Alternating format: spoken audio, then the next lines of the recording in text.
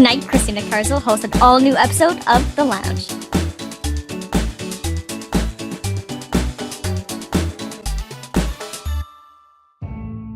The following program may contain mature material some viewers may not find suitable. Viewer discretion is advised. It's The Lounge with Christina Carswell. Tonight, Christina welcomes Alex, also known as Axel, from the channel Swathed, Sarah from the channel Lyra Kylaren, and Sean, a professional QA video game tester. And now, here's your host, Christina Carswell. What's up, everybody? Welcome to the Lounge on TOONDISE. Of course, you already know that because you're already here and you clicked the link on the video anyways. I'm taking over the show today. Screw you, Christina. This is my show now. Oh, okay. And I got a question for you guys. I am a really big fan of video games. I am pretty sure all of us are a big fan of video games. Video games. Video games. What is, or what are, like, if you had to list your top three, and you can go in any order, you just say it beforehand if you're going from least to most, what are your top three video game characters of all time? Like, everyone's got, special ones close to their heart, whether it's nostalgia or it's simply because you think the character is totally badass. And I'm going to pop this over to Chi. Since I stole your show, you get to talk first. Oh, this is completely different from every other time. Well, no particular order, I guess. My three are probably... God, now I'm blanking on the actual character names. Dante is one. I like him just because he's a fucking badass. And I know this is like technically two games, but technically it's the same fucking thing because it's BioWare. Mass Effect and Dragon Age, your characters in those. Mainly because like you can make them whoever the fuck you want to be. But I like their storyline progressions for the main characters in them. So they're kind of like shells rather than an actual character because they're not really defined. You go more for like the character archetypes than like a necessarily like specific like Mario or like even just Dante himself. Well, I also like the White Wolf from The Witcher. I really like him for a lot of the bits. Like even though like it's a trope to lose your memory in a fucking video game. But even when he's not a womanizing whore, I just like how he handles himself or how he's seen to be handling himself with people and just the way he looks. Like, not the way he looks like, oh, he's so pretty. It's the literal way he looks at people. Like, he has this level of skepticism for every person he comes across, and he tries to see what's not necessarily on the surface, what people usually try to hide, right? So that's something I like about him. Dante is just a sarcastic ass, and I love that about him. Original Dante, not new Dante, not black-haired Dante. Fuck that Dante. Well, okay, counterpoint to that, though, is that the new Dante is still a snarky asshole. He just looks different. He's not my Dante. Oh no, it's slightly bruised face man. Burnt toast man. But I don't know, I just like those character tropes where it's like sassy, because actually, instead of just like a blanket of like the Mass Effect characters, I think my favorite of them would be Hawk from the second Dragon Age game. I know a lot of people really didn't like that game because of gameplay and this and that and loading screens every fucking 5 steps.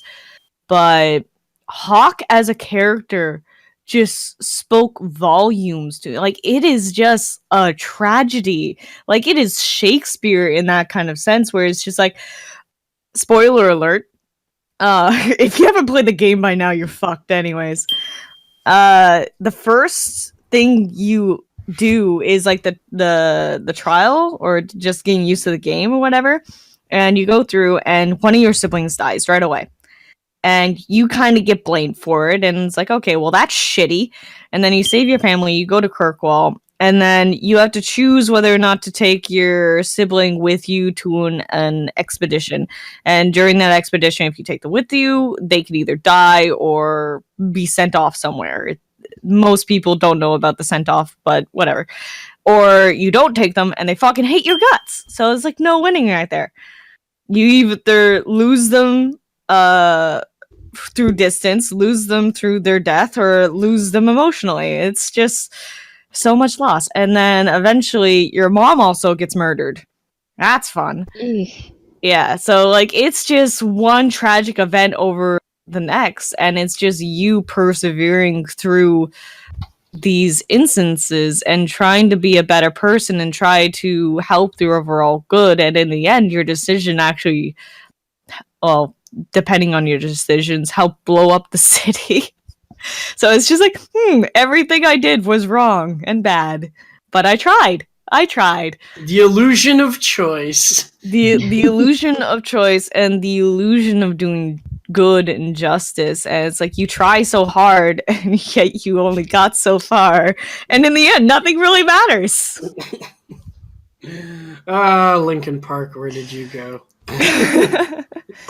But I don't know, that character, I love that character no matter what. That game is still like one of the best in my eyes just because of the journey that you go on. You like, feel for the character. succinctly roundaboutly put. That was awesome. Succinctly Axeman. Axeman, how about you? Ha! I see you have asked me a question. Question. I just had to quickly look up a few names just to make sure I actually sound intelligent this time around. Just because it's been so long. I've got a few of them, actually. I think at the top of my list, I particularly like Crunk from Metal Arms. I don't know how well known that game is. Yes! I have no idea. Yes! He is the most foul-mouthed, 2-ton little robot. Or, I don't know how little he is. I can't remember the exact specifications on him. But he's the one who fixes up the main character. Did they ever give him a name? I don't think they did. So is Sassy Cortana? Or Badmouth Cortana? No, he's a badmouth mechanic. He's a tiny robot. A cranky Fixes fucking other robot. robots. Yeah. You want to do a swear counter? That guy he'd invent new swear words. Oh, He was okay. amazing. Second up, I absolutely love the prince from Prince of Persia. I had to double check just to see if he actually had a name, and apparently in Wikipedia he's known as the unnamed prince.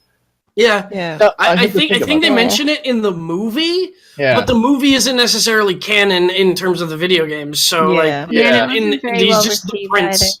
Yeah, if you just say the Prince. Prince of Prince of Persia, everyone knows. Yeah, everyone gets him. I know. It's again. Plus, for it's six, also a seven different times.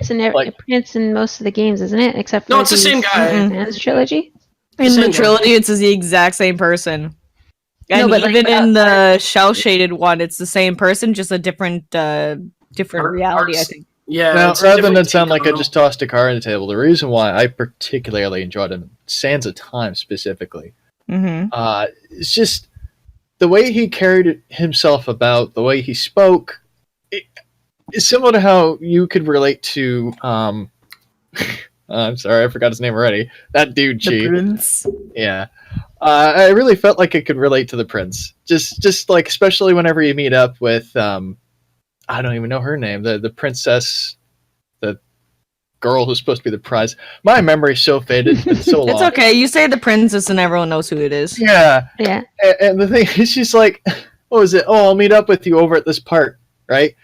And he's like, crap, I didn't even ask her where that is. Well, how do you, and he's talking to himself at this point, right? It's like, well, I'll just, go into the baths and ask one of the locals where it is. Oh, yes, in my time, sand monster, I was a fine patron of the baths.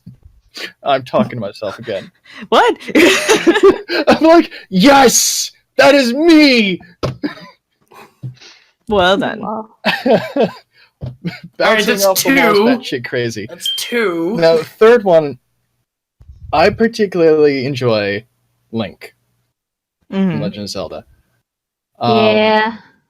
In the face of danger, he rightly earns his badge of courage. And I know this kind of ties away from the video game character and more into the game, but I've always felt that playing Legend of Zelda games, especially just through Link himself, which I guess ends up being me. I always feel like that sense of just ignoring the danger and just going for the goal. So while I may not be entirely in my list of characters, except from Krunk was just amazing. The other two are really just me identifying with myself, which is interesting, and that I guess that always resonates with a lot of people, and that's actually two of like my favorite characters. Is I see myself in that character, and I guess that's where like a lot of people latch on, where it's just like, this character is me. I love this. Like, they wrote me in a character, and then you like immediately latch onto the game even more. And I'll get to that when I address mine. But like, it's always great to see like people like latch onto that, and like, there's always like, I like this character because he's such a badass, or she's such a badass, or like, Christina. They look so awesome. That's just the general people. It's like, why do you like Master Chief? Well, he is a badass who stops the Covenant. It's just like, yeah. But like, for some people that's for some people that's enough. But I mean, like, it's always great to see like yourself. And I agree with that with Link. Like, if I have like a top 20 plus list of like my favorite characters over the years of me playing games, and Link is definitely in the top 10, borderline top 5, depending on how I'm feeling. And I agree with you on the whole like courage thing, because to me he's a great character because they give him this MacGuffin of, you have the Triforce of Courage, and like, courage isn't necessarily always a good thing because you sometimes blindly walk into death traps. Yeah. But as you fall off a cliff several thousand times. Exactly. But like, my favorite part about Link is that to this day he remains like an unvoiced character. Other than other than like like, except for those, he's unvoiced, right? Like, those are just grunts that everybody makes while swinging a giant heavy sword or jumping around or whatever. I mean, I don't know. I run around town jumping around going, But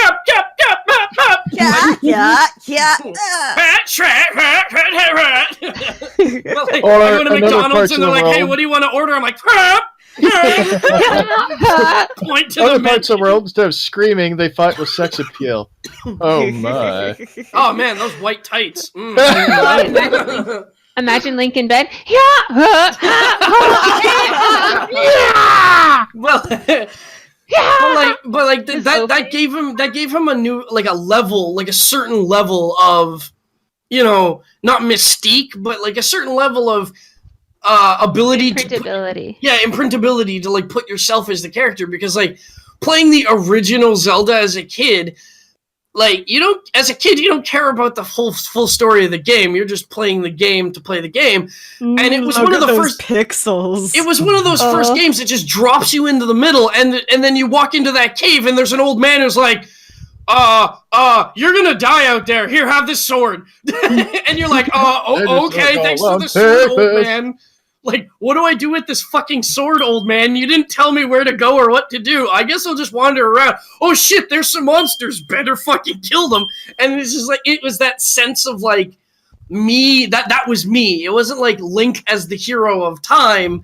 It was, that was my little pixelization representation of myself in the game. And then as Link evolved through the series, he became his own thing, and less of a me imprinting on Link and more of, I want to know the backstory of this Link. Yeah. And Nintendo has been super vague about a lot of it because he's just quote unquote the hero of time. But like, but what about the Links of the CDI series? No, we do not acknowledge those. They're unspoken. They exist in a void. They were like Mario is missing. It's just a void. Oh, that's Link a game I could never understand. But that's interesting. All right, Sarah, I'm gonna pop this over to you since you've got some character / RPG knowledge. Well, Link is definitely is in my top 3 actually for those very same reasons. Actually, my other 2 can we finish characters. Alex's? Yeah, What? Link was No, his third, right? Link was his last one. Oh, okay, sorry, my mistake. I'm just like fucking deja vuing right over here. So That's all good. Krunk the Prince and Link. But Or Kronk. A Kronk. Krunk. I still don't know who that is. I'll Wait, give you no, that it's a afterwards. really But good anyway, your top 3. But yeah, Link is in my top 3, and for all the reasons that were already previously stated, so I'm not going to rehash. But he's not my top. He's tied for second with Sheik. And the reason why I like Sheik specifically rather than just like Princess Zelda is because of that whole thing of when you're first playing through the game and you're seeing Sheik, and spoiler alert for anyone who doesn't, but you should know by now. When Sheik is just this mysterious person leading you through to where you need to go, sort of helping you on your quest to awaken all the sages, and then you discover, oh wait, this ninja dude who I thought was this dude type person turns out, oh hey, that's Princess Zelda. And that was my first experience in terms of like having that twist surprise. And I actually really like that as well. yeah, I liked Zelda over Link because of that. exactly. And because of that, that's that whole idea of, oh hey, not person who I didn't realize was actually this person. That's actually really cool. And that sort of stuck with me. And then when Smash Bros came along and you could play as Zelda / Sheik. Sheik is basically one of my go-to characters aside from Link, and I wreck shit with Sheik and Sheik. Wreck shite with Sheik. I wreck shit with Sheik, and I love Sheik for that. But my top character is probably one you might not expect, and that's a character from SSX Tricky. Her name is Elise Riggs, and the reason why I like her is because her character background, she's a Canadian woman. She's a Canadian snowboarder, and that was the first time in any sort of gaming media or movie media in which I encountered a Canadian character, and I strongly identify as Canadian, obviously, but like I love the fact that I'm Canadian, and I'm very proud of that. And when I encountered that, You're Earthian. Taryn, I'm Canadian. please, God Taryn. damn it! You should play Grand Theft Auto 5. That'll read. that'll twist your. I do play Grand Theft Auto 5. I just don't play the campaign. Oh, but the single player, Trevor, who is a narcissistic, Oh, I know who Trevor is. jaded Is he meth Canadian? addict. He's Canadian. Lol. Actually, that makes me even love Canada. Yeah, I know. more. That makes me proud as a Canadian. But- that like he's literally bending every fucking stereotype about Canada. God. Okay, that Trevor is now up there. But Elise Riggs specifically, because she's that first encounter in my first encounter of a Canadian character in some sort of media form, and not only that, but SSX Tricky was the first game that I've ever was able to perfect to a T. I could run every single last course absolutely flawlessly, like from one rail to the next jump. I had everything all down like muscle memory. I could get through every course. One line. Yeah, it was just one long line through everything. No wipes. You get all the max multipliers, everything at a multi-million point, every single course in that game. And she was my go-to character for doing that exact thing, because each character in that game had their own base set of tricks that they would do, and some of them would have similar tricks, but they would be on different key sets. And I was so used to her key set that she was essentially the only character that I could perfect the game on. And to this day, like, granted, it took me a moment while listening to you guys to figure out her name. To this day, she's still like one of my favorite characters that I've ever played in a video game for those reasons, and I love her. Yeah. Funny enough, I was the same way in another snowboarding game, and that was 1080 for the N64. And then 1080 Avalanche for the GameCube. I love those games. I guess it comes down to me. Yeah, it does, sir. Mine, I'm gonna actually order these, just because of like I actually, have an increasing order, and as I play games and as I get introduced to new characters, like the list will always change for me. But I so far, 2015 really kind of mixed things up for me because I was introduced to now my favorite character in all of existence, which I'll get to in a bit. But for me, number 3 has to be Conquer. From Rare. Bad Hair Day? Yeah, Conquer's Bad Fur Day is one of my favorite games of all time. And I just love Conquer as a character because originally when he was created, he was just supposed to be this cutesy squirrel. It was supposed to be competing with Banjo-Kazooie, right? And so Rare split into 2 teams. They had the Banjo team, they had the Conquer team. And it was all supposed to be totally cutesy and happy-go-lucky. And then one day, they're just like, no, let's just flip everything and make him the most alcoholic, foul-mouthed, offensive squirrel that we can. And as someone who is horribly un-PC, I love it. like Conquer's, like, just it's also like in the character himself how he handles a lot of shit, because like the opening sequence to Conquer's Bad Fur Day is you wake up drunk from the previous night, not knowing what the fuck is happening, not knowing where the fuck you are, and then running into a talking scarecrow.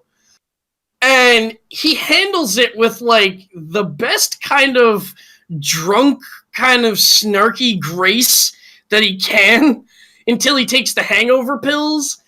And even then, like, with all the weird shit that happens in that game, to fighting a giant talking pile of poo, to going into the Matrix, to defeating a panther who's trying to take over the world, also that he can get home, and it's just...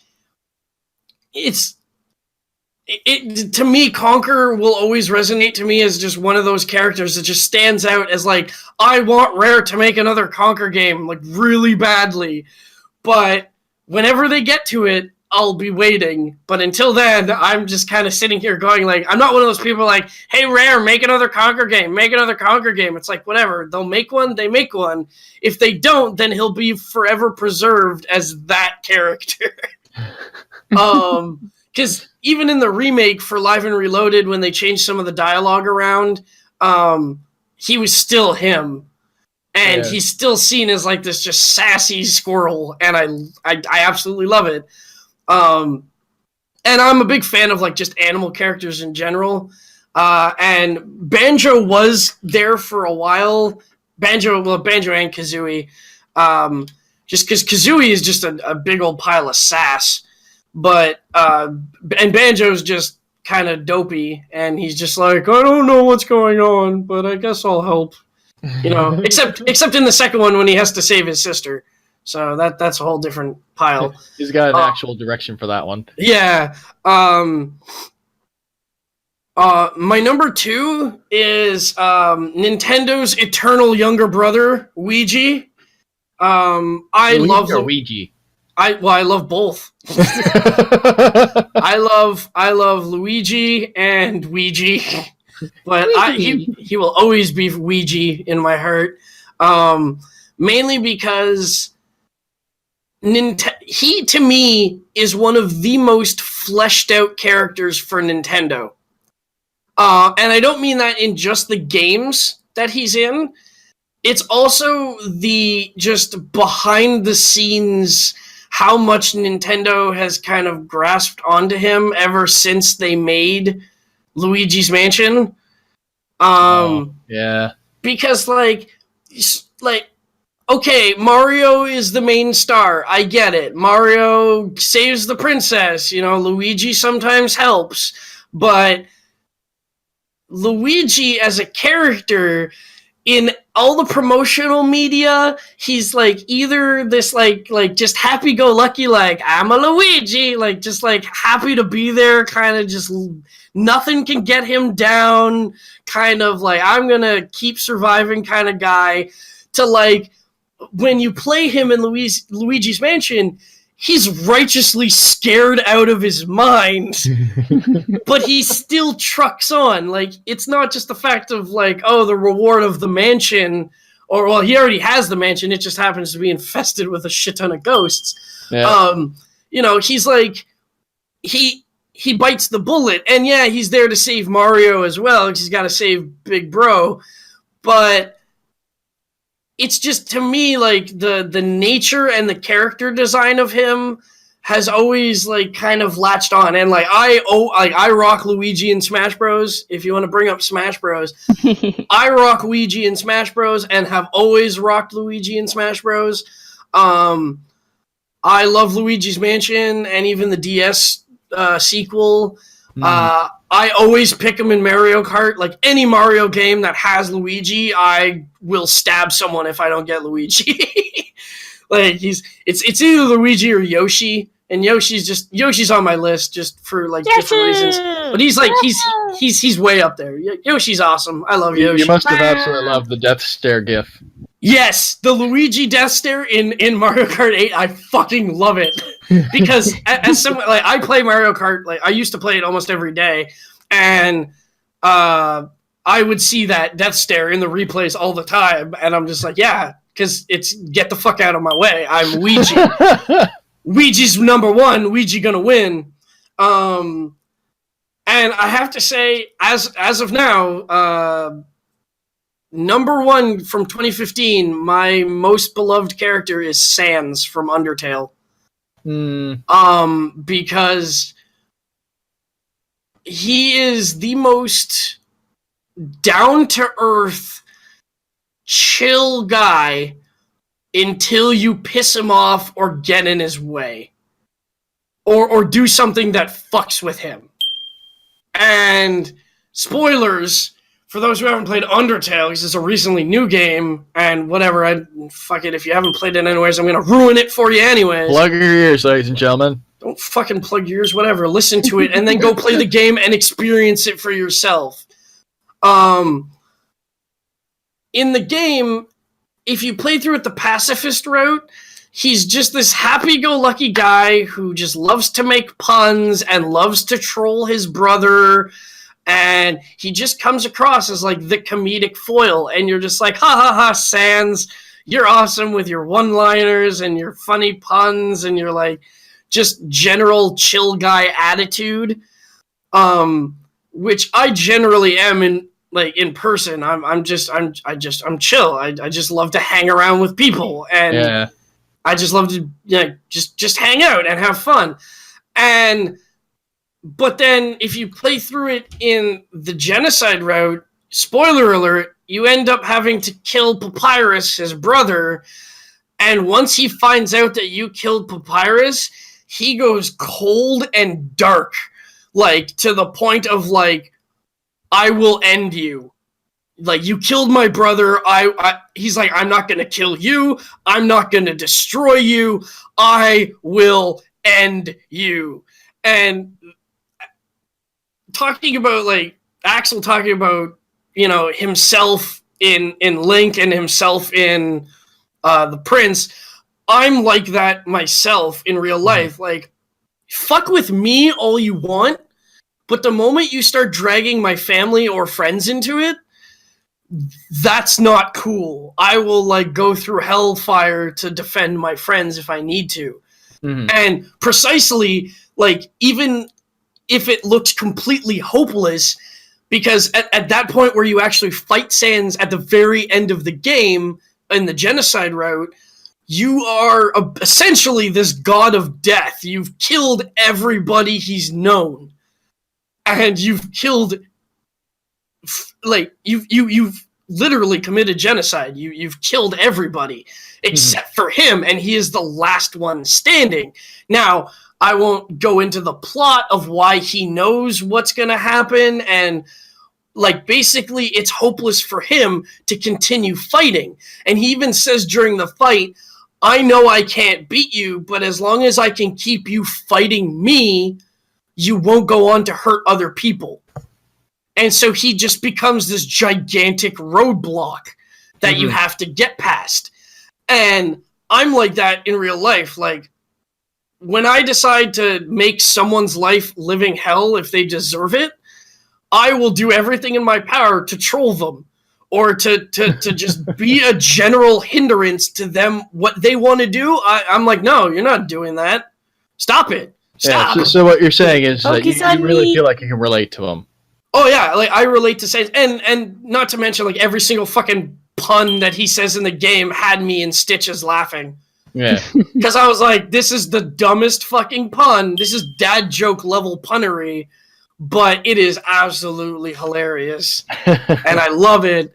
And it's just, Sans as a character has never resonated than any other character to me.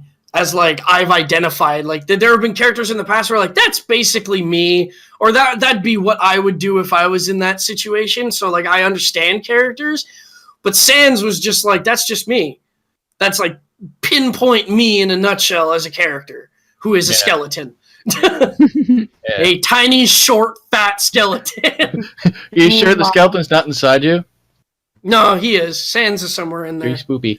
But the other thing is that each character has their own version of perseverance or a reason to persevere in the game in Undertale, and Sans is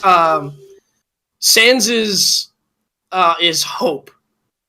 It's all he hopes is, actually I'm getting off track. Undyne is hope. Yeah. So I hate to cut you short there. Yeah, Sans is perseverance. So it's not determination. It's absolute perseverance. Yeah. So how about we do a quick wrap up of the top threes for everyone? Yeah. Yeah. So I guess back to you, Chi. Mine was Hawk from Dragon Age 2.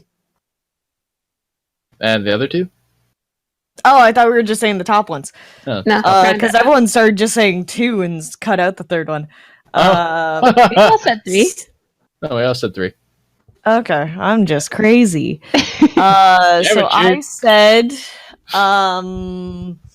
so number 1 for me, top of all, was Hawk from Dragon Age 2, and then it was Dante and the White Wolf, also Geralt of Rivia from the Witcher series, but those 2 aren't in any particular order. Okay. Oh yeah, it was me next. Excellent. Then I had Krunk and the Prince from Prince of Persia, Sands of Time specifically, and Link. Yeah. Number 1 for me, Elise Riggs from SSX, from the SSX series. And then tie for number 2 was Sheik and Link. Those are my top 3. Yeah. And I'm rocking Conquer, Ouija, and Sans from Undertale. Woo! Oh. Alright, ladies and gents, that gives us the lounge for today. We're going to wrap this up here.